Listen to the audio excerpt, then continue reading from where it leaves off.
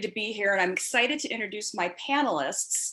Erin is the Director of Owned Digital and Personalization at Arby's, and she was actually previously at Home Depot for 6 years. Shannon is the Senior Customer Relationship Manager at Jack in the Box, and she was previously at a couple of retail brands, including Kapari Beauty and Charming Charlie, and she's also been with several hotel brands. So ladies, both of you have really interesting backgrounds in non-QSR industries. How can other brands influence the QSR companies? And what can you learn and imitate, and what do you know to avoid? Either one of you can go ahead and start. Erin, do you want to go ahead and start? Yeah, sure. I can kick it off. It's so interesting. So, QSR, I'm relatively new to the space. I've been here for about nine months or so. And so coming from retail, where e-commerce and personalization was, almost like a second thought to us, right? It was muscle memory for us. It was a bit of a culture shock to say, hey, oh my gosh, there is so much work that we can do across the board to get the food industry up to a level where retail and finance and travel and hospitality already are. And as I was thinking about what are the big key points that customers are really looking for when it comes to e-commerce and other industries, it boils down to, is it accessible? Is it convenient for me to be able to get it? And are people actually listening to my feedback? Right. And so I've been constantly thinking about how can I ensure that whatever content I give them or whatever ordering experience that they use with Arby's is the most accessible, the most convenient, and our customers really feel like they're listening to us. Right. Think about whenever you buy a product online outside of QSR, an immediate reaction is, how can I leave a review for that? Right. I want to let people know what I think about that. And I found it so interesting is that reviews type of features and functionality just hasn't introduced itself quite yet into the food industry area. There's social chatter. Everyone talks about, right, the Chick-fil-A and Popeye sandwiches. So it's starting to introduce itself there. And I just find it fascinating of what can we do to really ask our customers their opinions when it comes to their food that they're putting in their bodies, which is way more important than any product that you could probably buy. Well, there is Yelp. I mean, people love to get on True. Yelp reviews, right? I go there for restaurant reviews, and I do see fast food reviews there, which is interesting, usually of particular locations. So Shannon, what is your take on this as far as, what can you guys learn from other brands, and, given your past experiences with non-QSR brands, what of that did you bring into your current position? Yeah, so I haven't been in the space super long. It's been 2.5 years-ish, so to speak, but you don't realize how different, how similar it is when you talk D2C, that selling a beauty product or selling a handbag isn't that different than slinging burgers on the sidewalk. At the end of the day, you're still talking to an individual, and you're still making whatever product that you are selling sexy, craveable, can't live without it, I have to try it. I think some of the biggest areas that I wasn't expecting to be so similar was the preference in channels of how the guest wants to be talked to or engage with the brand.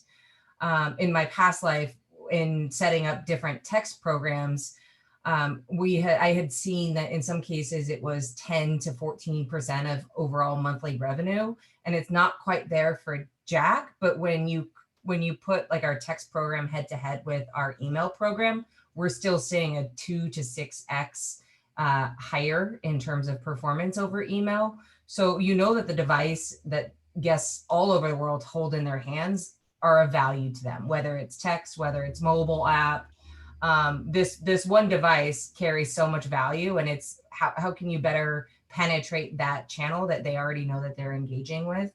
I think on top of that too, the type of promotions that you run isn't that similar, is very similar as well. Whether it's a 2-for or a BOGO, those do well, but one of the more surprising ones that I've seen is percentage off, which is super familiar in the retail world, but giving 15% off a mobile order or 20% off, the performance that we're seeing in terms of average check and margin, who would have thought that X% off on a burger purchase would perform so well.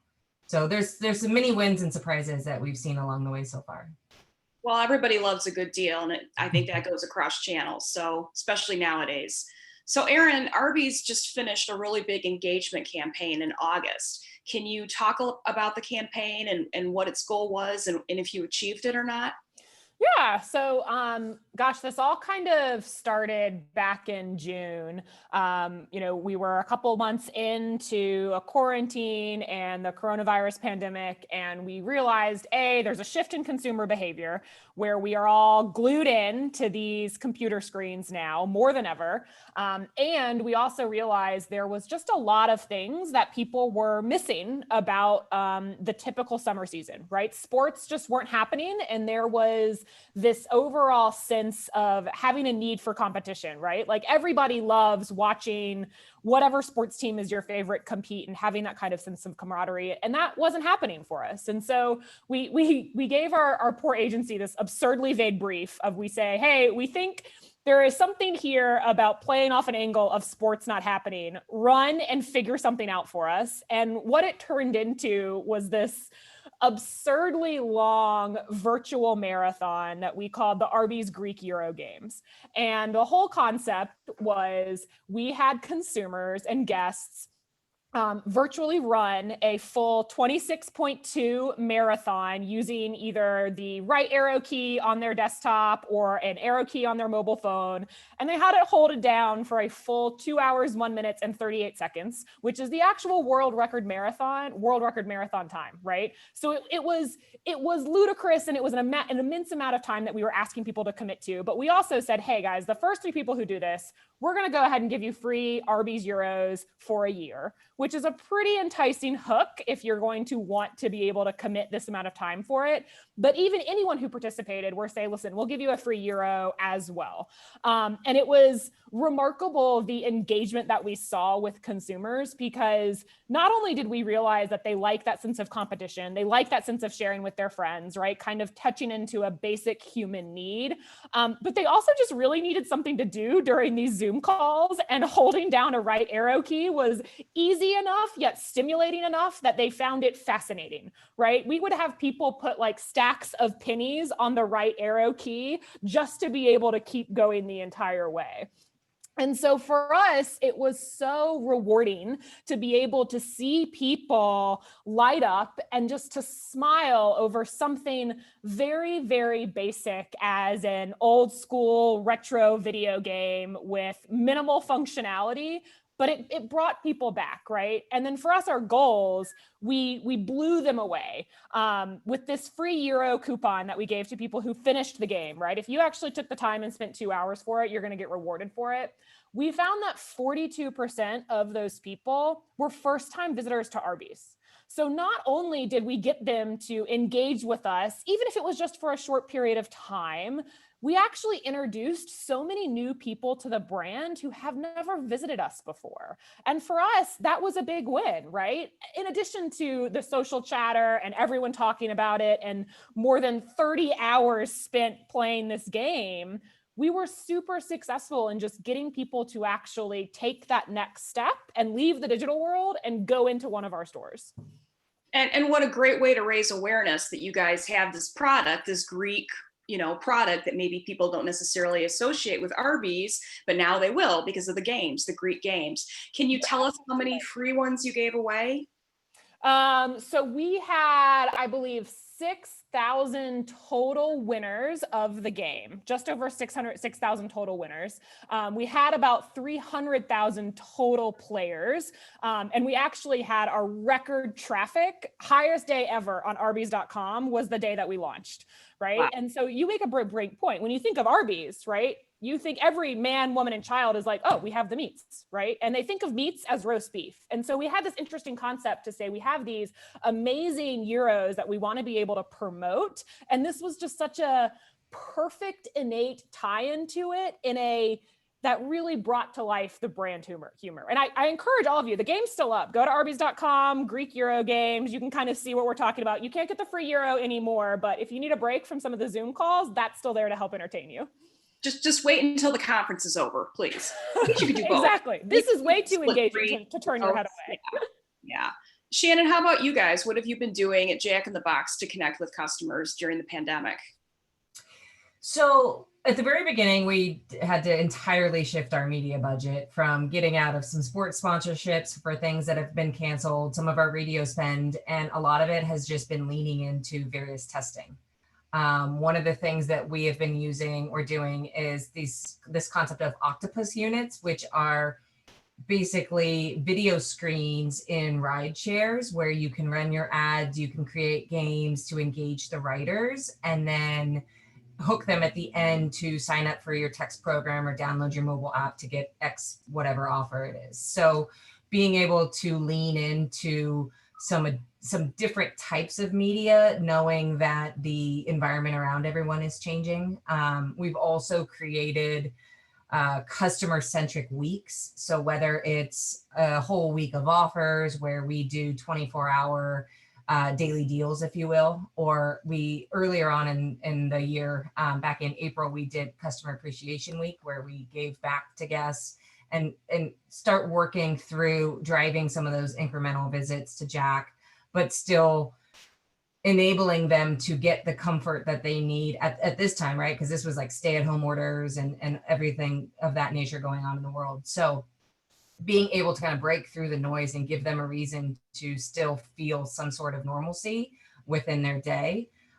We also have leaned into a lot more heavily the PR aspect of things. So in support of a product launch just last week, we did these chicken scented face masks to support a faux chicken product, which we had never dabbled in the faux meat or beef area or chicken area yet. So this was completely unexpected. We had no idea what to expect. And we gave away these free face masks on Friday. And the time that we had advertised that People Magazine and everybody spoke about was 10 a.m. And thank God our website didn't crash, but we had never seen that millions and millions of people come to our website to try to get their free face mask. And we sold out in 4 minutes. So too bad we don't have online ordering because we could have really optimized that experience a little bit. But leaning into that type of stuff this year has been key into not only testing different things, but having the time to do so and the budget, right? Because we had all this money that we're like, what do we do with this? So it's been very full of learning, but exciting to take these learnings and see how we can apply it to 2021 and beyond. If anybody had told you guys a year ago that face masks would be the new thing to connect with customers over, I'm sure you would have been like, excuse me, face masks, really? But you can't have too many face masks, right? So why not put your name on it and have it be a branded item, right?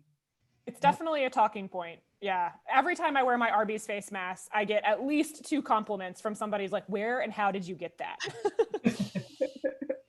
People love their masks. I mean, you kind of have to at this point. So I know we talked in our pre-talk that we're not going to have everything be about the pandemic, but it's the pandemic and we're still in the middle of it. So I'm just curious, some brands have really taken a hit, sales wise, because everybody's struggling financially, but I would think comfort food, like what you guys offer, might actually be enticing to people. So how has the pandemic affected your, the engagement with customers? Are you getting brand new customers? Are you getting people who maybe hadn't come for a while, but now they really need a Jamocha shake because the world is ending? I mean, who doesn't need a Jamocha? I could use one right now for sure. Arby's is really weathering the storm in ways that is true testament to all of the hard work that our field associate, our operators, and everyone here, working to build this to life, never really anticipated. We've been outpacing QSR growth, and this is all even without an online ordering platform on Arbys.com, right? As Shannon mentioned, we're in the same box as you are. We have third-party delivery, which has been a fantastic growth vehicle and opportunity for us, but we don't have the capability for people to order online on Arbys.com yet. And in hindsight, yes, I think everyone would have said, wow, it would have been nice for us to to be able to have this if we could have predicted a pandemic, but that's something that we're really excited to begin rolling out with in 2021. And so for us, it has been truly, how can we know you're not going to come to Arby's every single day, right? I don't think anyone should come to any restaurant every single day, right? The whole beauty of food is this share of stomach and craveability that changes every hour and every day for people. So it's a matter of giving them a good value for a quality product that they may not typically get, right? And it's introducing them to new concepts that they may not immediately associate with Arby's, right? As I talked about before, everybody knows our classic roast beef. It is our staple, right? This is what you expect when it comes to Arby's, but getting them here and understanding the breadth of the menu options that can kind of give them a break in their normal routine, when now more than ever, they're looking for something to change in their routine, to try something different. I've been so impressed with just how the entire team has leaned into that effort to shake things up a bit for consumers. How about you, Shannon? Have you seen more people coming for tacos because they need a taco break and they just need to get out of their house and drive somewhere? Yeah, and I think not only trying new things, but loading up on things. So I know we have done it, and I've seen brands across the board, whether it's direct or through third party, is leaning into the meal deals and the family style meals. So having these meals that are for 4 people, and whether you want to gorge out and reheat for yourself for the day, or you want to feed your 2 kids and your spouse, you have that flexibility. And not only is it easy to do on operationally from the back end, because it's all core menu items that you're putting together, but it's value to the guest. And you create this one-stop shop that also just miraculously drives average check incredibly high and does well for the program overall. So we did that very early on. I think it was the quickest product launch we've ever had, was how can we put together some meal deals across the board, specifically with delivery and mobile, that can be sustainable, but also relevant to what the guest wants without having too much of the pick of the litter. So they're all predefined to make it easier on execution for back of house, but it's been pivotal this year for us, definitely. So you guys both mentioned you were very honest and said neither one of you have online ordering as an option as of yet, but it's hopefully on the horizon for next year, I believe, at least for Arby's, right? Is that? It is. Yes. Yeah. It's an active project we're working on now. And one of the big reasons why I came over here was to be able to take some of these learnings that you get from other industries and make it applicable for fast food. And I'm very excited about next year. We have some very big things cooking up that I can't wait to be able to get into the market for sure. And that's about as much as I can say. I know that's very vague. Well, Home Depot's had online ordering, I think, since the beginning of time. So you have a very good history with that brand, and I'm sure the learnings are applicable. And what about you guys over at Jack in the Box, Shannon? Is that something? Can you say whether it's on the horizon or not? Or I will be vague like Erin. I will say that mobile grew by 200% this year. So knowing that and knowing how well delivery has grown, we are making plans to adjust accordingly. So mobile apps are not a trend. Would you say that? Are they here to stay, and are they good or bad? I mean, what do you see as the value in mobile apps? I would say, as the product owner of the Jack mobile app, I would probably get fired if I said that it was a fad. So I hope it's not. We have only been nationwide with our app. We've been way behind our competitors. So we've only had it out for 2 years now. So there's still a lot of learning that we need. We're still trying to reach that one-to-one, the smart upsell and things of that nature. But I think overall what we've seen is customizations increase through the app, the ability to order what you want. And if you want to get a large combo and add on 2 tacos and churros without judgment, it gives you that freedom to do so. So I think that seeing the growth and seeing the learnings that we're getting, it's exciting to see where we're going to go. And it gives people the freedom to be weird, and customize however they want to without judgment, right? Like they don't have to they can just, put extra sour cream and nobody's going to judge. Nope. Right. So to shift a little bit to talk about loyalty programs, how have you guys been using them to achieve your goals? Are they good for incremental visits, or how do you see your loyalty programs as being useful? Erin, do you want to start? So that Arby's doesn't have a loyalty program to date, right? It is something that I'm fascinated to think about, because just as an overall industry, food is very offer driven, right? Especially QSR. It's how can I come in here with the deal, with the value, a 2 for $6, $3 off 10, whatever it works. And Arby's is working a lot on our data science modeling and our predictive modeling to understand, what discount will drive what type of visit for each person. For Shannon, maybe it's a 2 for $6, but for me, maybe it's $3 off a 10, or maybe it's a free curly fry, right? So we're experimenting with those different types of offers, but I truly always think about is how do we pivot away from training customers to only come to us if there's a deal, right? And because that's not the mentality that I want to be able to have. Yes, I always want customers to feel like they're getting a good value, but what can we do to habitualize that routine, to reward them for that repeat behavior versus a one-time visit where we would mark off 20% or 30%. And that is always a big struggle that I look at when it comes to getting new app downloads or growing our email subscribers, right? Like if we want to do any one of those, that's an easy task. If you're telling me, how do I get people to sign up for our email or download our app or join our loyalty program and not just immediately delete it when they got the perk, right? That's a longer solve that I think we have to figure out. And I don't see a world where some sort of loyalty play is not a part of that.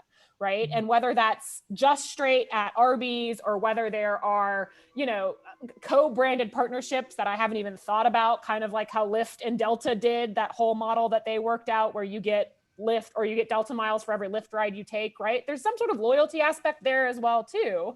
And we're thinking about what does that mean when it comes to QSR, when it's not something that people eat every day, where I don't expect you to come to Arby's every day. How do I still drive that loyalty, but on a less frequent than you would take a Lyft car or take a flight?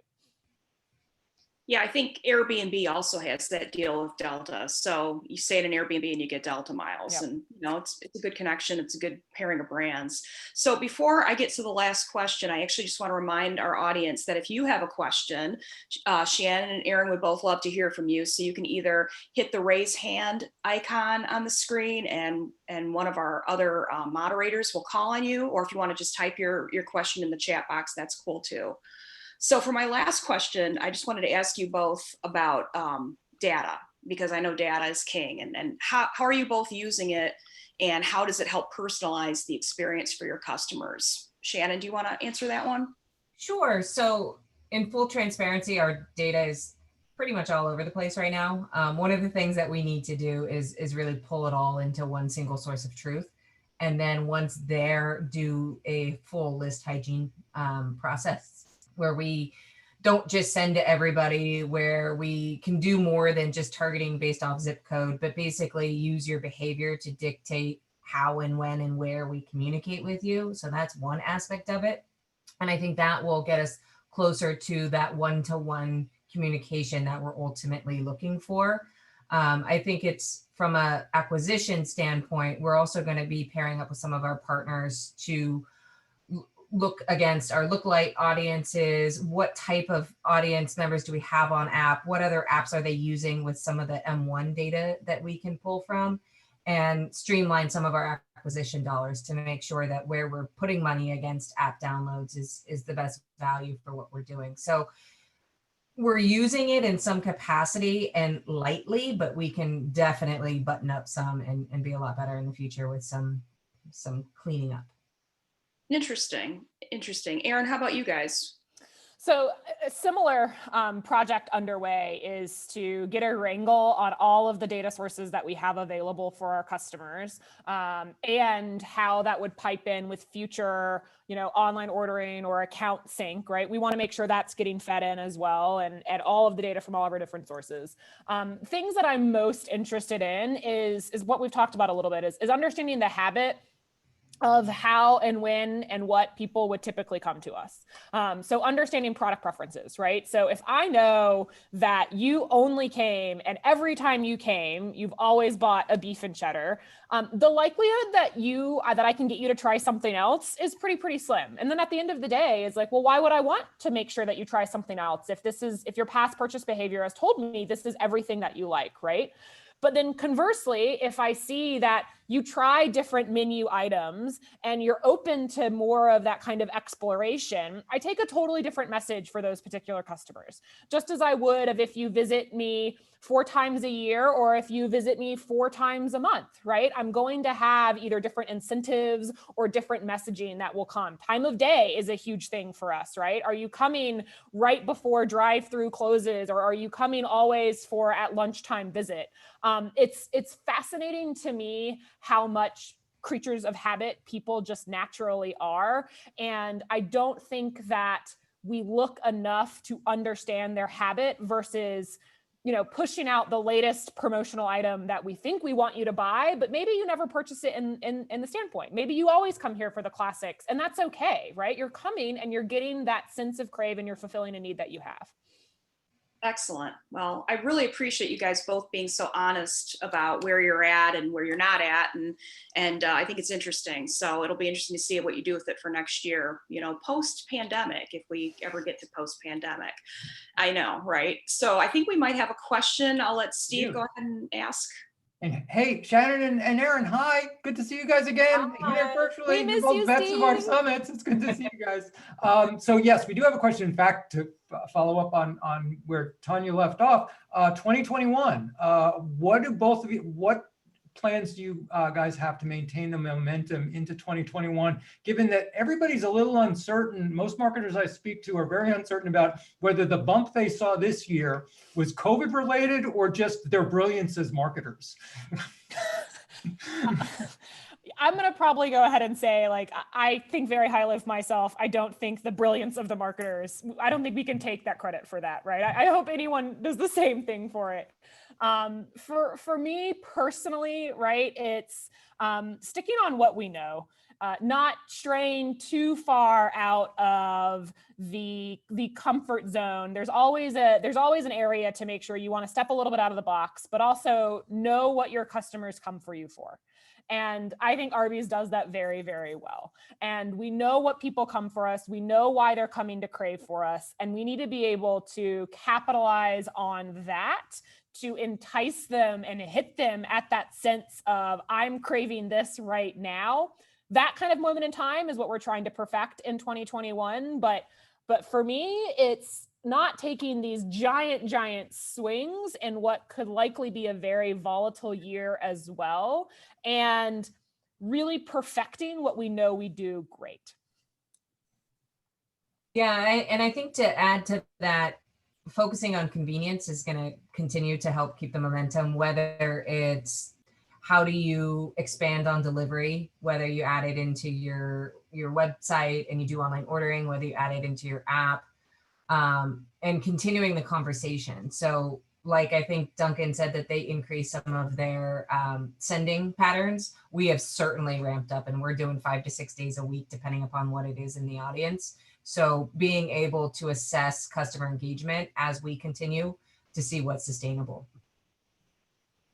Listen, Tanya, Shannon, Erin, thank you so much, ladies. I really appreciate this. This was wonderful. Absolutely. Thank you both. Really I hope enjoyed to see our all convo. 3 of you soon at a real resort. Yes. Yes. Okay. All right. Take care.